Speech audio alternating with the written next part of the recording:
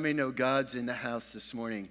Hey, good morning. Good morning to those who are joining online. Welcome. Thank you for allowing us to come into your home or wherever you're watching.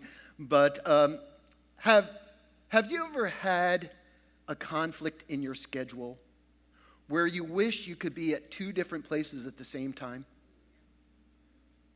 Yeah. And you're trying, which one do I go to? This morning, I want to talk about the omnipresence of God. God's omnipresence. Well, my third week in July, I just happened to take a trip down to Lexington, Virginia, to see my sister. My oldest sister lives there. Lexington, Virginia is at the southern part of the Shenandoah Valley, with the Blue Ridge Mountains to the right, and to the left are the Allegheny Mountains. To the east are the Blue Ridge Mountains. To the west are Allegheny Mountains. It's a mountainous region. It's just a lot of mountains. And it just so happened, too, that my other sister, she was traveling from Ohio back down to around Durham, North Carolina. So I said to my sister, Carol, I said, hey, I know you're traveling. Why don't you stop at Barbie's house and we could all spend some time together?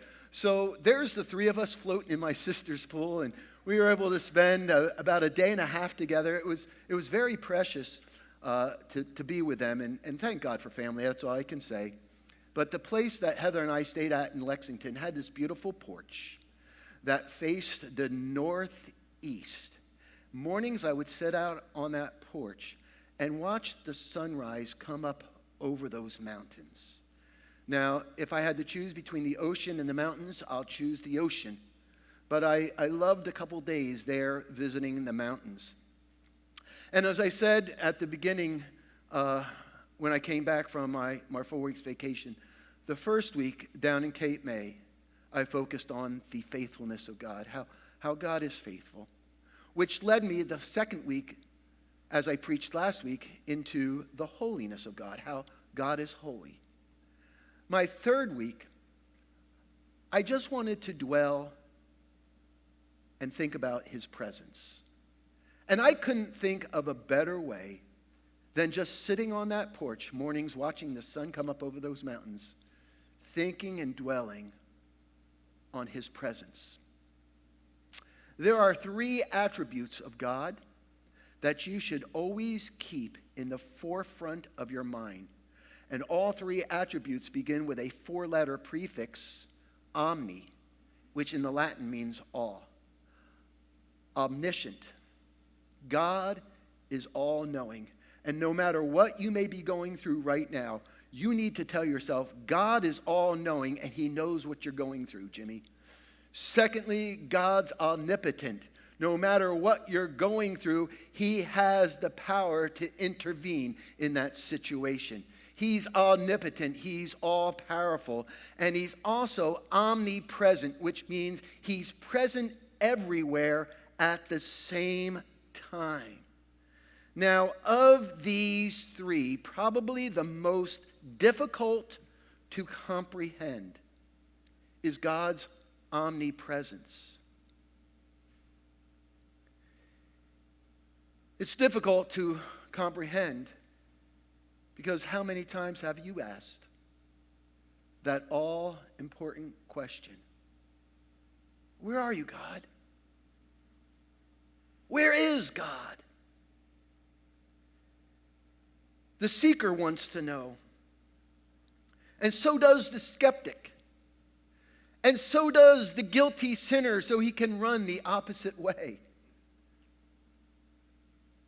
And so does the one who is hurting, wanting to know why they've been abandoned by the Almighty. Where are you, God? If you are ever present at all times, where are you? And the reason why we have such a hard time comprehending this attribute of God is because we have nothing we can compare it to, because we can only be in one place at one time. There's a simple definition of omnipresent. The Lord our God is everywhere at once. He's everywhere at once. He is everywhere present all the time. He is here in Freehold, New Jersey. All of him is in Freehold, New Jersey. All of him is in Frankfurt, Germany. All of him is in Foshan, China. All at the same time. Now, if that doesn't boggle your mind. In fact, his presence has been described as like the air we breathe. We can't see it. And how many of you are breathing right now and aren't even aware of the air you're breathing, but your very existence depends on it? God is everywhere. His presence is everywhere. And if for just one moment he withdrew his presence from this earth, would any of us have a chance? I want to share with you a very insightful, very deep, meaningful passage of Scripture from Psalms 139. In it, it describes how God is omniscient, all-knowing. But it also describes that he's omnipresent. He's everywhere all the time. So we're going to camp out in verses 7 through 12 of Psalms 139. Could you stand for the reading of God's word? In fact, can we do something different today? Can we read this together? Here we go. Where can I go from your spirit? Where can I flee from your presence? If I go up to the heavens, you are there. If I make my bed in the depths, you are there. If I rise on the wings of the dawn, if I settle on the far side of the sea, even there your hand will guide me. Your right hand will hold me fast. If I say, surely the darkness will hide me, and the light become night around me, even the darkness will not be dark to you. The night will shine like the day, for darkness is as light to you. Well, you may be seated. Let me just give you a couple thoughts on some of these verses first. Where can I go from your spirit? Where can I flee from your presence? These rhetorical questions are an emphatic way of declaring that God's presence is everywhere. While David may have thought about trying to run away from the Lord at different times in his life, David realized no matter if he wanted to run, where could he go? Because God is omnipresent. He's all-aware all the time.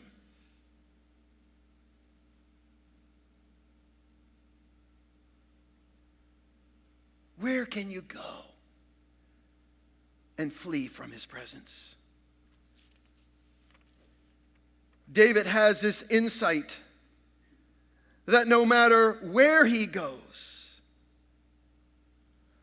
whether to the north or to the south, to the east, to the west, David realized that God is spirit and can pierce and penetrate our very soul, our very being, and that it is impossible to get away from his presence.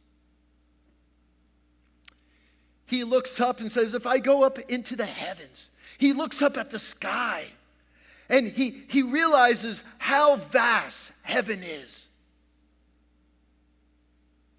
Of course, he didn't have all the technology that we have today, but we're talking about the solar system, the universe.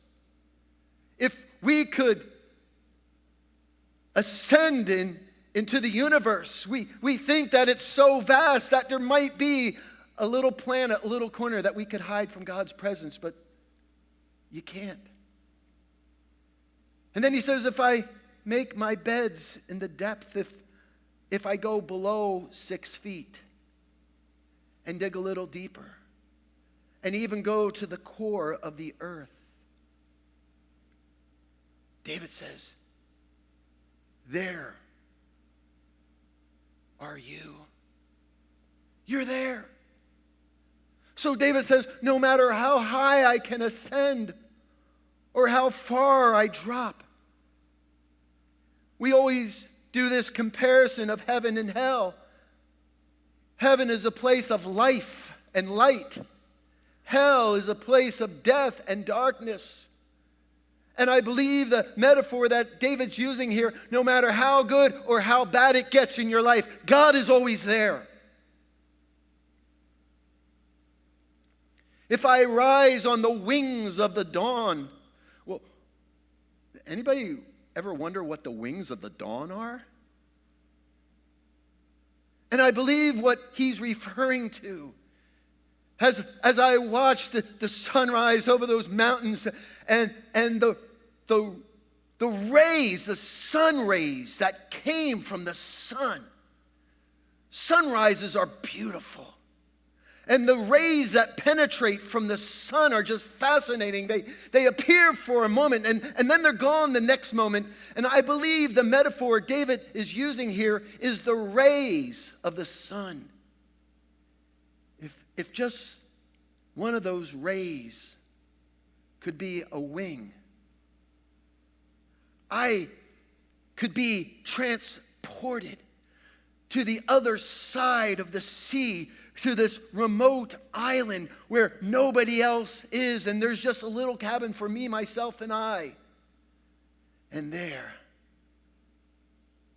and David realized that if I settle on the far side of the sea, and even if I could get there in the speed of light, I still can't outrun you, God, because you're already there.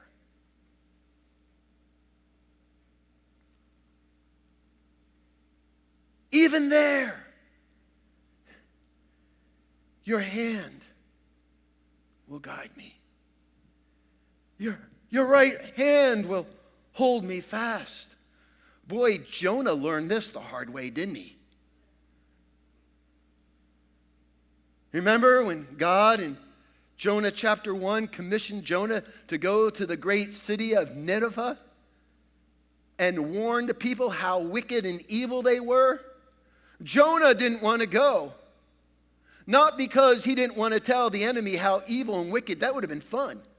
He knew that God would have grace and mercy upon them, and he didn't want to be a part of having those barbaric individuals restored.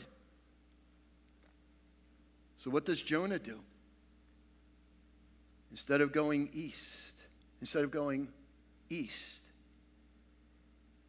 he buys a ticket for a boat and goes in the opposite direction. They said he set sail for what is now known as Spain. Totally the opposite way.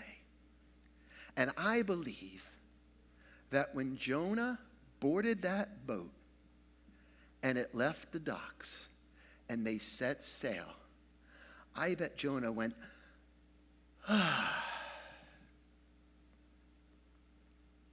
did it. I made it. But even in the boat, even in the sea, God knew where he was. And his presence was even amidst the storm and in the belly of a giant fish. And there Jonah realized that his hand will still guide me. His right hand will hold me fast, that it's impossible to try to hide from God.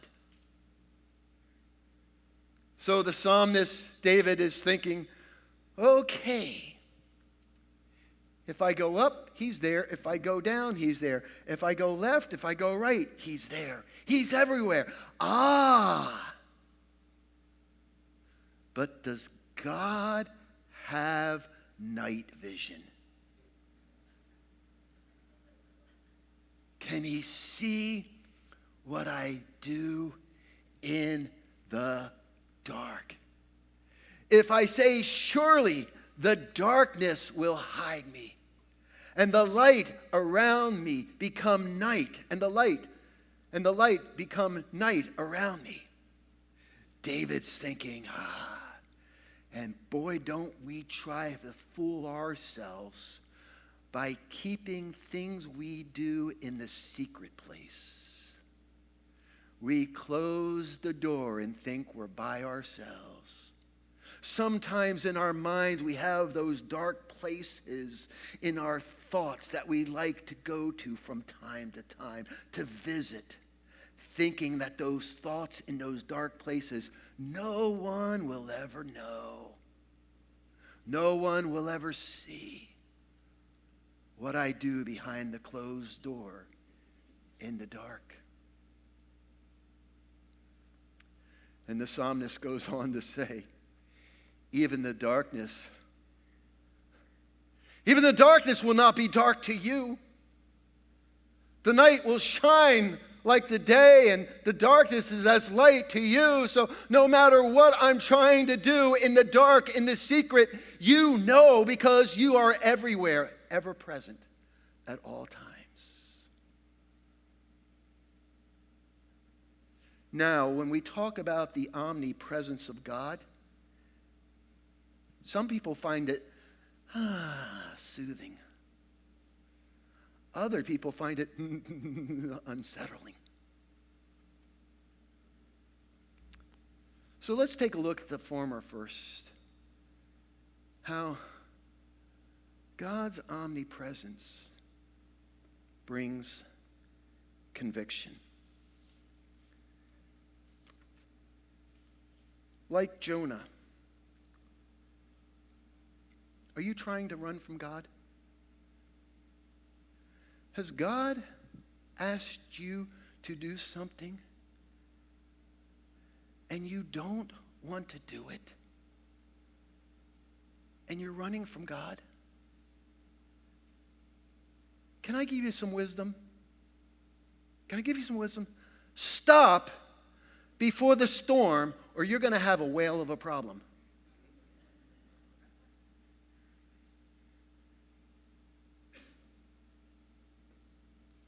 Nothing, Hebrews 4:13 says, nothing in all creation is hidden from God's sight.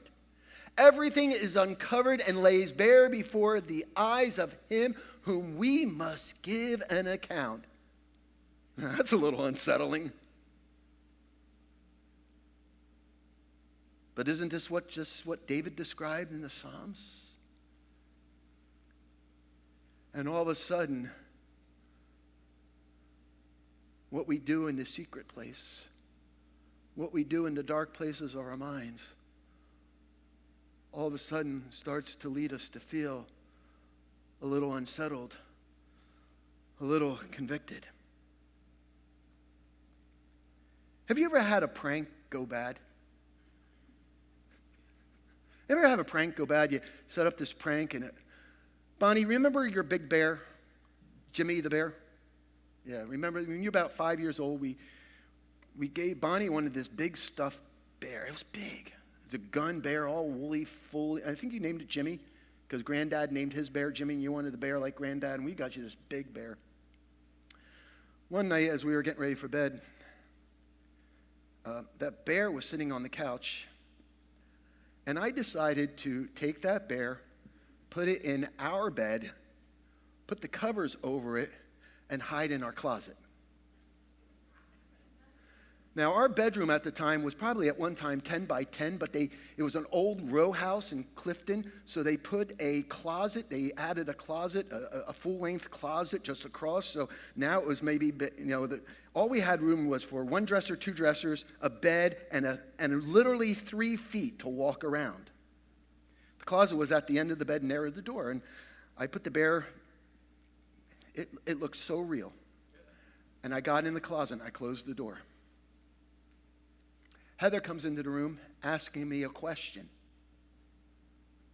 Well, I can't respond because she thinks I'm in bed. And if I respond from the closet, that's kind of weird. So I just kept quiet. She says, I know you heard me. You can't be asleep already. Now I know I'm in trouble. And she asked the question again. And I couldn't respond because she thinks I'm in bed and I want my voice to come from the closet. So I just decided to surrender. As I opened the closet door, oh my goodness. It was a prank that went bad because she thought I was laying in bed and she didn't know who was in the closet. And it was not a pretty scene.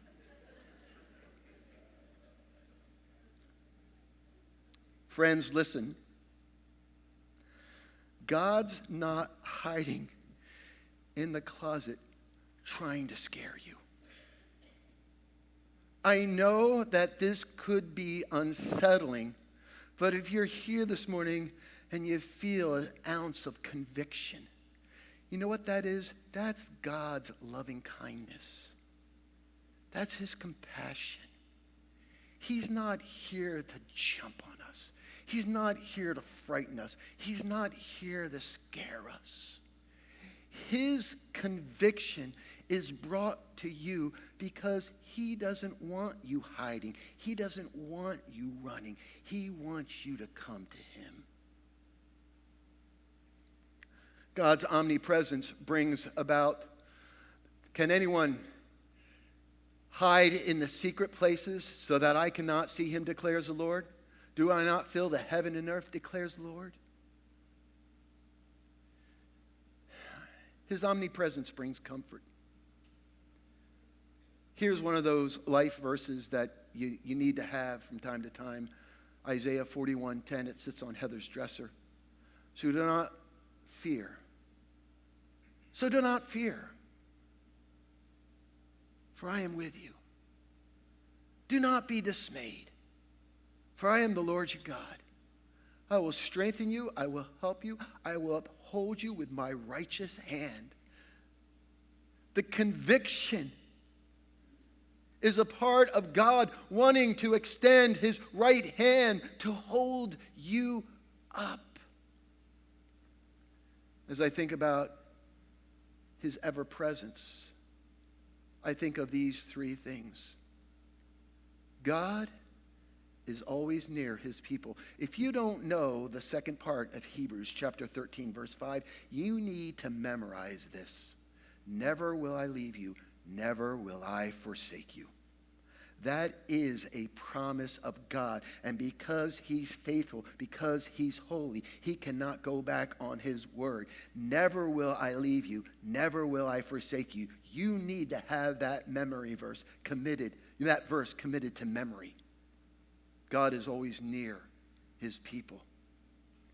And some of you probably have experienced this maybe in the past month or so. God is especially close when we go through tough times.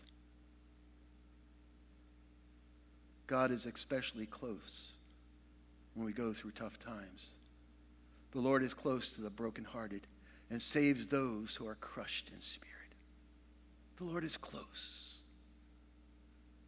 And third, God comes even closer when we get closer to him. God gets closer when we get closer to him. Come near to God, and he will come near to you. So I sat there that one morning just wondering, how can I be more presence-driven? How can I be more presence-driven? Lord, I don't want to go back and lose sight of your presence. Begin your day with intentionality.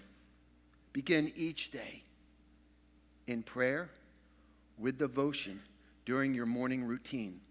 Now, some people say, but I like to do it at night. I don't know, man. There's something about conversing with God, one of the first things you do when you wake up. Reading his word, praying with him. One of my prayers is, Lord, I know that this is another day that you have given me. This is another day. This day is from you, for you. God, use me to bring glory to your name this day. Begin your day with intentionality that this is a day that God has given you, that ye can use you to glorify his name. Turn complaints into cries of praise. Man, it's so easy to start complaining. This is wrong, that's wrong, this is wrong. And what I have tried to start doing in my own life is when I find myself complaining, stop and think of something to be thankful for. In the midst of the complaining, there's always something to be thankful for. Life is too short just to spend it complaining. So in those times of being negative and complaining, stop and say, now, what is it that I am thankful for in the midst of this that I can turn this into praise? Just speaking for me. If it works for you, so be it. Third, turn suffering into surrender. Do you know, I'm literally every day just one phone call away from bad news. One phone call away from bad news. Came back the other day from doing an errand. There was a message. Brenda, you gave me the message you heard about. I appreciate it. Called, and I'm praying for him. And I won't mention his name, but a good friend who served on the Human Relations Council with me for many years, a police officer, found out that he's at St. Peter's with COVID, but his 16-year-old son is in the intensive care unit with COVID.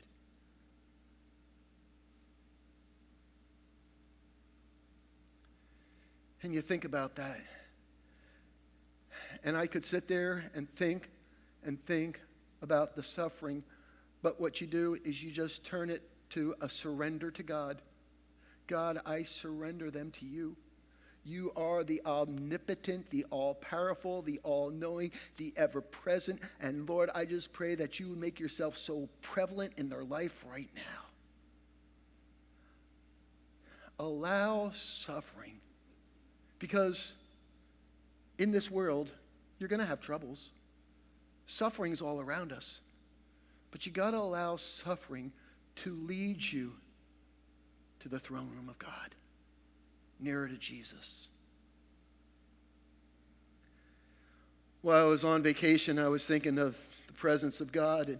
And I got this next point from Brother Lawrence, the practice of the presence of God. Man, the practice of the presence of God. Turn the mundane into a holy moment. There's routines in our lives that we can do with our eyes closed. There are mundane things that we perform every day at work. There are opportunities that we have to do that are just plain boring. 15 years, Brother Lawrence in a monastery washed greasy pots and pans, and he hated it until the day he invited the Lord into his washing of the pots and pans. And he says, all of a sudden I started practicing the presence of God in even the mundanes of washing the pots and pans, and it became a privilege.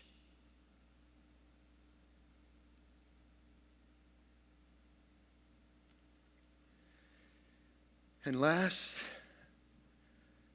you'll never be presence-driven unless you lead yourself in worship. It's great to come in corporate worship. But I'm telling you, man, when you're in the car, put on some worship music. When you're at home, start singing the praises of God. Learn to do not just the singing of worship, but realize that your life is an act of worship to him. And if everything you do, you see as worship unto God, that makes you more conscious of his presence. Pastor Bonnie, you can come.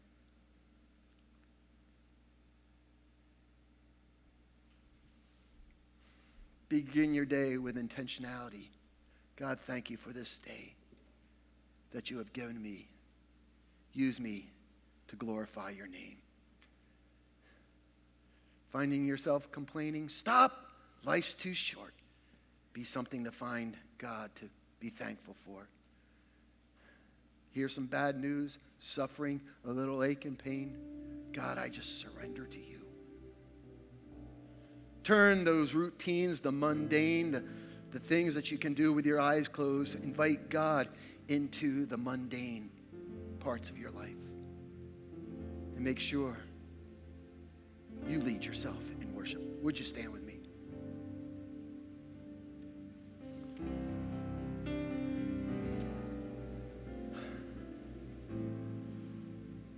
Father, thank you for